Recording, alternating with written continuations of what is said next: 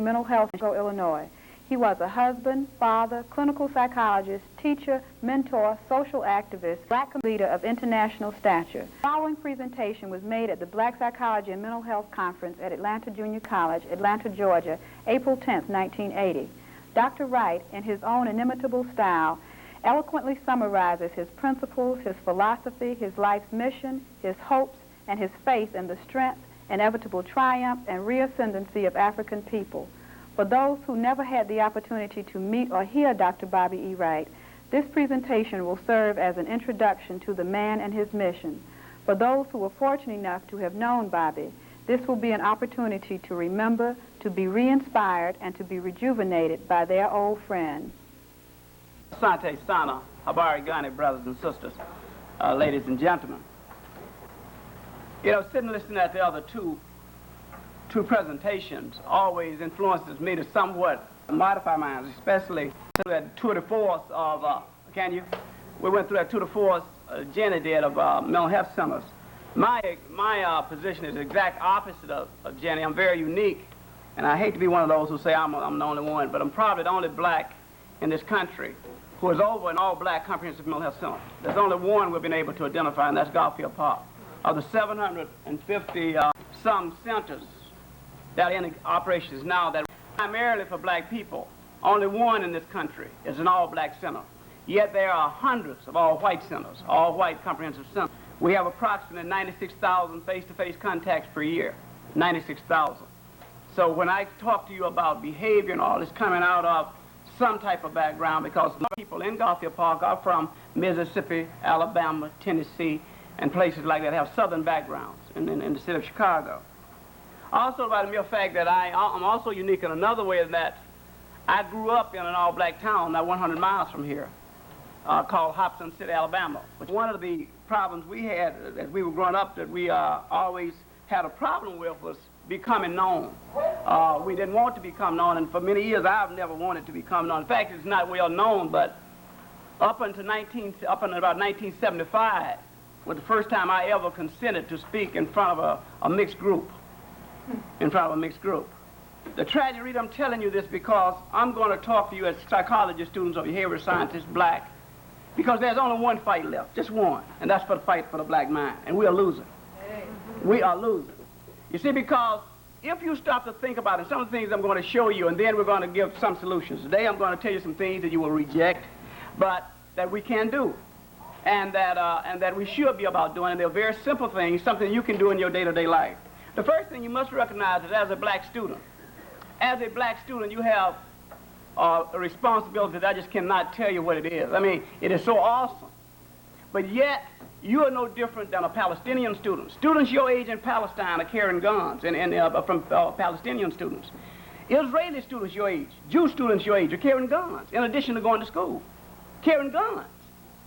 In terms of Zimbabwe, students who also had to go to school had to carry guns. All we're asking you to do is what? Go to school. You're carrying guns, unfortunately, but against each other. Now, that becomes what I deal with is the difference between where we're at.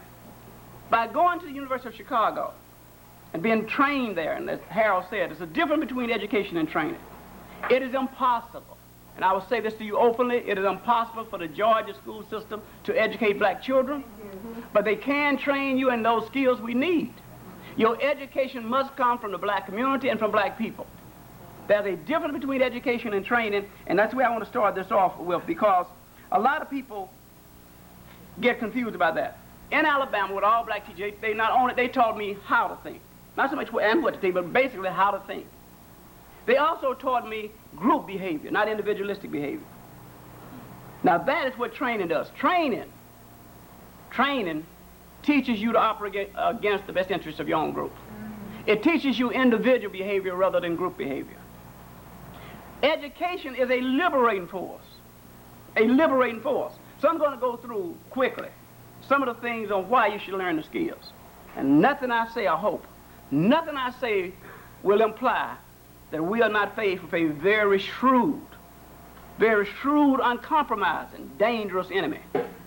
Don't ever take it in your mind that these white people are going to be easy to be had. It ain't going to be true. This is a hard fight because they have the institution and we have the people. You see, and as long as you control institutions, you can control the behavior of people. Now, with that in mind, listen to it carefully. The first lesson, the very first lesson you must learn as students, is that the fundamental mistake you can make is to try to use white definitions to explain or analyze black phenomena. That's the first mistake you make. And anytime you use their definitions that are given to you, you're in trouble. Now the second lesson I go against Harold here. I do not think you should tell your white professors nothing. I do not think you should argue with them. I don't think you should do anything. I think you should accept the skills they get and go about those. I know your black professors either. Your objective of being at Atlanta Junior College is to acquire skills and get out and go on to Morehouse, and then from Morehouse on to Harvard and somewhere else. The reason you're in school is to get a degree and to get skills. Nothing else. And that's most certainly not what I saw downstairs, playing cards and all that. That's mental sour behavior. Mental sour behavior. Let me tell you something that Sister Gwen Rockwell and Brother Naeem can tell you. They used to bring me down here every year. Most of the time I had to pay my way, but they still brought me. They used to bring me down every year to talk to the combined students over at Morehouse, AU, and all like that. And invariably, we get all these black students who say, oh, Dr. Wright, we crazy about you. Why don't you come south and take over one of these schools? You know what I used to tell them, and I say this clearly. I have a great deal of admiration for these black teachers working in these schools. You think I have it bad in the mental health center. At least I know I'm dealing with people who are crazy. I mean, at least I know that. I just realize that, I'm not annoyed. I don't mean that to be funny. I really don't mean that to be funny. Believe me, I know a lot of students have come to me now and say, hey, we read your stuff and all, but let me tell you something. If I came to Atlanta and took over a school, the first day here, I would send half the black students home. Half black students would go home. And it wouldn't be hard for me to find out who I was going to send home. One just walk through the halls and through things. I know exactly who's going home. Right then. The second day, I was sending half the black faculty home. Yeah. You see what I'm doing? The third day, I sent all the black administrators home. All of them. And then we'll be about the business of teaching. Because I swear, I see students doing stuff to black people, black adults I've never seen before. I'm very serious about this. Okay, let's go through it. Here's what we're going to go through. I'm going to go through with you something you might not have seen before. But every time, by being over this very large agency, we have, and by the way, we train AU students. We train students until we give them their field placement. We give the internships to people from Harry. We train them. We give from Howard University a train at Garfield Park. So, yeah, Bobby, fraud is nothing, young ain't had it, never had, da-da-da. And I said, fine. And they're not relevant to the black experience. I said, can you tell me why? Let me show you why. Sure. I'm just going to take some random because these are what I call mental sour programs. These are mental sour theories. These are mental sour modalities. And invariably, what you try to do is take these and treat black people, and it never works. Remember, the ultimate objective of mental health in this country is to get black folks to adjust. To adjust. Some of the sickest black people I know, and remember, I do not call people niggers. I do not call them toms. I never use that word. I never use that word, and you shouldn't. That's the first thing you should stop and just throw it out of your vocabulary. Throw it out of your vocabulary. We have a right to have sick people like everybody else. And we should begin to differentiate between what's appropriate behavior and inappropriate behavior without getting into the name calling and all like that. Now, it's to adjust, and remember the definitional, I told you. Remember that definitional warning I told you. Let's take a theory. Let's take a theory of Maslow. All of you have heard Maslow talk. Blacks like it because I'm sure where else it goes from. Maslow had a theory called self-actualization. All you remember, okay, first you have to fulfill. Here's the way it's the model. This is the model. First, food, water, sex. Sex here is for procreation of the species. These basic needs must be met first. This is Maslow, but you all are trained, many of you are trained, because from this came transactional analysis, came Pearls. I'll go into it in a minute. The next one is safety. That's the next level. Safety. That's the next level. The third level is self-esteem. Fourth level is love. And then self-actualization. That's the Maslow model. Give or take a line. That's the Maslow model. Right away, you should see clearly here. You should clearly, if you try to apply, no matter how good it sounds, this theory to the black experience, or to trying to treat blacks right away, we have problems getting food and water. Sex doesn't seem to be a problem yet, but women get it. No, it might be. Let me tell you about that. We got a problem with all three of these. Let me tell you why we have all three of these. Now remember, these are the hierarchy of needs. Maslow takes the position that in order to be a healthy, functioning individual, you must secure these needs and go here. A hierarchy of needs must be met.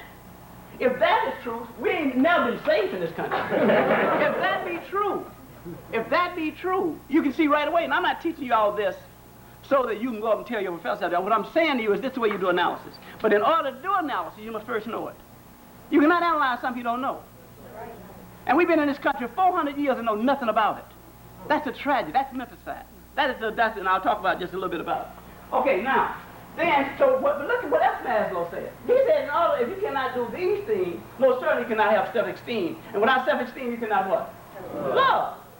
Now, let me show you here, sex, which was for procreation.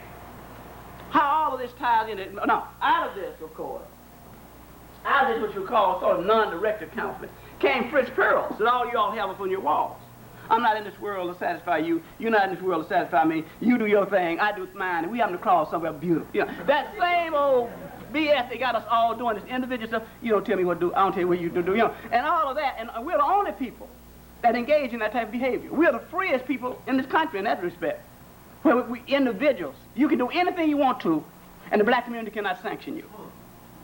In one sense, we're the freest people in this country. No Jew can do anything he wants to against the Jews. No Irish can do anything he wants to against the But any black can get up here and say and do anything they want to, and we cannot sanction them. Keep that in mind. What I'm talking about, and I'm going, like I said, we have to go, because I know we got a lot of questions. Now, the sex now becomes a problem here, because, as you know, many of you have heard me talk about this today, but you should understand this. Today, in 1980, the group with the largest suicide rate in the nation are young black males, 17 to 33. Largest suicide group, the group with the largest suicide level. The group with the largest homicide rate, young black males, 17 to 33, killing themselves, killing each other. The group with the largest institutional rate, that means going into mental hospital and the prisons, young black males, 17 to 33. Now let me tell you the significance of that. The significance of that is this. The significance of that, well, let me go one step up. Now when you raise the question of homosexuality, which means you're now also talking about the ratio of what? Males, black males to black females. Sex becomes now a problem here now. And I'm talking about the way they use it for procreational purposes. And if we look at some of the statistics about that, which at 14 and under, at age 14 and under in the black community, for every 100 black females, there are 102 black males. From 14 and under. At the age of 14 and under, for every 100 black females, there are 102 black males. However, from the ages 14 to 24, for every 100 black females, you have 96 males. And then from 25 to 44, for every 100 females, you have 84 black males. 84 black males. Now, when you take into account the institutional rate alone, for example, let me give you an example of that. For every 100,000 black men, for every 100,000 white men, 105 in prison. Every 100,000 white men, 105 in prison. For every 100,000 black men, 1,004 in prison. 1,004 for every 100,000 black men, yet we are less than 15% of the population. All right, now if you begin to look at those ratios, then you have to project, during the childbearing ages, how many functional black men are there for each 100 black